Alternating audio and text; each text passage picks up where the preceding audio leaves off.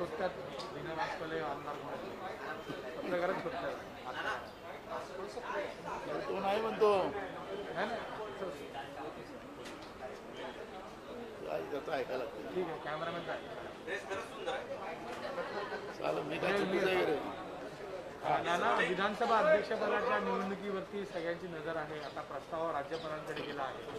राज्यपाल as a constitutional custodian त्याला काय करतील विरोध करतील जो संघर्ष आहे तो आधीपासून दिसतोच आहे. हे बघा याच्यामध्ये माननीय राज्यपाल महोदयांचं एवढंच आहे की अध्यक्ष हे गेल्या 9 महिन्यापासून या विधानसभेत खाली आहे.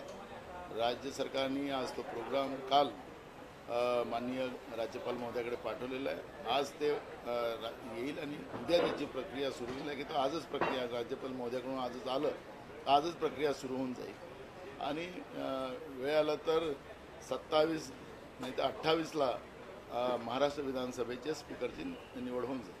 काँग्रेसकडनं उमेदवारावरती अजूनही सस्पेन्स आहे. हायकमांडच निर्णय घेतं पण तरी फिलर्स काय येत आहेत तुम्ही अध्यक्ष आहे त्याबद्दल बघा जिथपर्यंत नोटिफिकेशन निघत नाही तिथपर्यंत हायकमांडनी आपल्याला नोटिफिकेशन निघालं की आपल्याला उमेदवार पण डिक्लेअर करण्याची भूमिका हायकमांडनी केलेली आहे.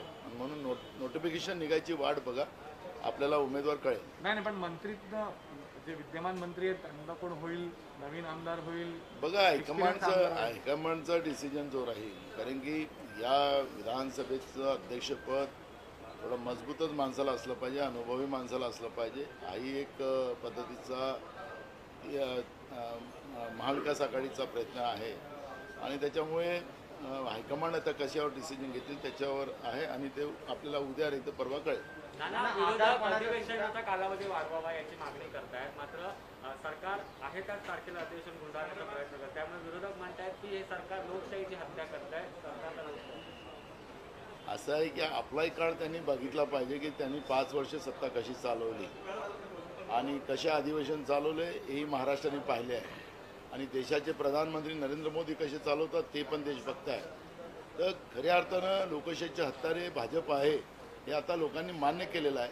त्याच्यामुळे आपल्यावर आलेलं कलंक हे पुसण्याचा असफल प्रयत्न भाजप करते आहे.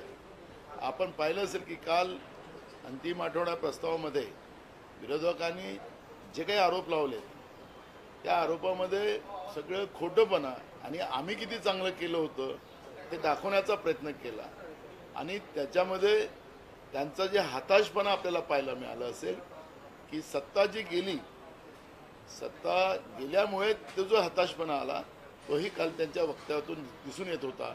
आणि म्हणून विधानसभा हे सभागृह आपला राग काढण्यासाठी नाही वास्तविकता समाजाचं चित्र सरकारच्या समोर मांडण्याचं काम विरोधकांनी केलं पाहिजे. त्यांचं जे हाताने चुका झाल्या त्याला कसं दुरुस्त करता येईल त्याच्यावर बोललं पाहिजे. आपण पाहिलं की नोकर भरती घोटाळ्यामध्ये पटवारी घोटाळा भरतीचा घोटाळा असेल कृषी सहाय्यक भरती घोटाळा असेल हा सगळा त्यांच्या काळात सुरू झालेला होता. ढेरे नावाचे एक अधिकारी होते त्यांना क्लीन चिट कारण आपण पाहिलं मागच्या काळात आपल्या त्यावेळेचे तत्कालीन मुख्यमंत्री फडणवीसजी स्वतःच क्लीन चिट सगळ्यांना द्यायचे मंत्र्यालाही क्लीन चिट द्यायचे अधिकाऱ्यांनाही क्लीन चिट द्यायचे आणि अशा पद्धतीचं मुख्यमंत्र्याला एखाद्यावर आरोप झाले तर मुख्यमंत्र्याला डायरेक्ट क्लीन चिट देण्याचा अधिकार नसतो. पण मुख्यमंत्री मागच्या काळात आपल्याला स्वतःलाच न्यायाधीश समजायचे अशा पद्धतीचं चित्र आपण मागच्या काळात पाहिलं आणि या विधानसभेत आम्ही खूप गदारोळ करू सरकारला अडचणीत आणू अशा पद्धतीचं वक्तव्य करणं ज्या पद्धतीनं अधिवेशन सुरू व्हायच्या पहिले विरोधकांकडून केलं गेलं होतं त्यांचा फुसका पार निघालेला आहे. दादा आदिवासींच्या योजनेवर 233 कोटींचा दरोडा घालण्यात आल्याचं एक घोटाळा समोर आला आणि त्यावरून आता भाजप आक्रमक आहे. हे सरकार धृतराष्ट्राचं सरकार आहे यांनी हे पाप कुठे फेडावे. एक घोटाळेबाज स्वतः ते आहेत आणि म्हणून घोटाळेबाज स्वतः असल्यामुळे त्यांना प्रत्येक योजनेमध्ये घोटाळा दिसतो आणि त्याचं उत्तर सरकार देणार आहे. आपण पाहिलं असेल की आदिवासींच्या खावटी जे असतं त्यांना पावसाळ्याच्या काळात जे काम नसतात त्याच्यानंतर त्यांना खावटी देण्याची एक परंपरा महाराष्ट्रामध्ये राहिली आणि त्या खावटीच्या माध्यमातून त्यांच्या उदरनिर्वाहाची व्यवस्था राज्य सरकारकडून केली जात होती. पण जेव्हा फडणवीसांचं सरकार आलं तर यांनी आदिवासीची खावटीच बंद करून टाकली. सांगायचं तात्पर्य आदिवासीच्या तोंडातला घास त्यावेळेस फडणवीस सरकारने कुठं टाकला होता याचंही उत्तर त्यांना द्यावं लागणार. दादा, कोरोनाच्या मृतांच्या यादीमध्ये जिवंत माणसांचे पण नाव आहेत आणि 50,000चा अनुदान देखील बीडमध्ये लाटण्यात आलंय. असेल तर ही खऱ्या अर्थानं चिंतेची बाब आहे आणि मेलेल्याच्या टळावरचं लोणी खाण्याची ही जी परंपरा आहे असं ज्यांनी कोणी केलं असेल मग त्याला मग प्रशासन असेल या कोणी मोठा नेताही असेल कोणालाही या पद्धतीचं माफ केलं जात नाही. कारण की कोरोनाच्या काळामध्ये जी काही परिस्थिती निर्माण झाली, अनेक महिला विधवा झाल्या, लहान लहान मुलं त्यांचे, आणि अशा वेळेस त्यांना मदत करण्याची एक भूमिका शासनाने केलेली होती. आणि अशा वेळेस कोणी टाळूवरचं लोणी खाण्याचा प्रयत्न करत असेल त्याच्यावर कठोर कारवाई व्हावी ही काँग्रेसची मागणी. कर्नाटकात कन्नडिगांचा अत्याचार अन्याय हा सुरूच आहे. महाराष्ट्र एकीकरण समितीच्या अनेक कार्यकर्त्यांवरती गुन्हे दाखल करण्याची प्रक्रिया सुद्धा काँग्रेसची भूमिका प्रतिक्रिया काय असणार? आपण पाहिलं असेल की भाजप ज्या पद्धतीनं आपल्याला लोकशाहीचा आमचाच वारसा आहे, आम्हीच भारत मातेची खरी सेवा करू शकतो, सगळ्या जाती धर्माची सेवा आम्हीच करू शकतो असा आव आणणारं भाजप जेव्हा दिल्लीच्या सत्तेत बसले ते कसे वागतात आहे, देश कसा विकताय, देशाच्या लोकांना कसं त्राही करताय, अशा पद्धतीचं चित्र आज आपण पाहतोय. कर्नाटकमध्येही भाजपची सरकार आहे, तिथेही जाती आणि धर्मावर मोठ्या प्रमाणात कर्नाटक सरकार काल पण त्यांनी पुन्हा धर्मांतर आणि अशा याच्यामध्ये कडक कारवाई करून ज्या पद्धतीनं दुसऱ्या धर्माला दाबण्याचा प्रयत्न ते करतात आहेत हे निश्चितपणे आपल्या संविधानिक व्यवस्थेच्या विरोधात आहे. आणि बीजेपी देशामध्ये या पद्धतीचंच जात आणि धर्मामध्ये विभाजन करून भाषेमध्ये विभाजन करून सत्तेच्या पोळ्या शेकायचं काम करते आणि तेच दर्शन आपल्याला कर्नाटकमध्ये पाहायला मिळतं. महाराष्ट्रातले भाजपवाले का चूप आहेत? मराठी भाषेचं एकीकडे आव्हानायचा आणि कर्नाटकमध्ये मराठी भाषिकावर अन्याय होत असेल तर महाराष्ट्रातले भाजप काय शांत आहे हाही सवाल या निमित्तानं आम्ही विचारतो. पृथ्वीराज चव्हाण यांचं नाव जास्त अग्रेसर दिसतंय विधानसभा अध्यक्षपदासाठी. युपीच्या निवडणुका ज्या आहेत त्या पुढे ढकलण्याचं कोर्टाने थेट सांगितलंय, कारण जो नवीन कोरोना विषाणू आलाय ते संकट पाहतात. आपल्याला लक्षात असेल की 5 राज्याच्या जेव्हा निवडणुका मार्चमध्ये लागल्या होत्या गेल्या त्यावेळेसही कोर्टाने इशारा केलेला होता. त्यावेळेस दुसऱ्या लाटेमध्ये लोकांना मरण्याच्या काठेवर सोडून त्यांना गंगा नदीमध्ये प्रेत व्हायला सोडून देशामध्ये सगळीकडे आपण पाहिलं की गुजरातमध्ये त्या काळामध्ये 24 तास त्या इलेक्ट्रिक मशीन जळायच्या आणि त्याच्या चिमण्या पण त्या ठिकाणी पिघलल्या होत्या. इतकी प्रेत देशामध्ये पडत असताना 5 राज्याच्या निवडणुकीवर भर देणारं केंद्रातलं सरकार, नरेंद्र मोदीचं सरकार आणि विशेष करून नरेंद्र मोदी आणि अमित शहा या दोघांनी ज्या पद्धतीने 5 राज्यामध्ये लोकसमूह जमवून गॅदरिंग करून दुसऱ्या राज्यातले लोक आणून ज्या पद्धतीने गर्दी केली आणि त्याचे परिणाम काय झालेत हे आपण पाहिलं. उत्तर प्रदेश आता हारते आहे. उत्तर प्रदेशमध्ये बीजेपीचं रोज लोकांचा राग त्यांच्यावर पडतोय आणि त्या ठिकाणी हारतोय आणि म्हणून अशा पद्धतीचं काही पिल्लू काढण्याचा तर प्रयत्न नाही ना, हाही प्रश्न या ठिकाणी निर्माण होतो. म्हणून मागची बाजू आम्ही तुम्हाला मांडली.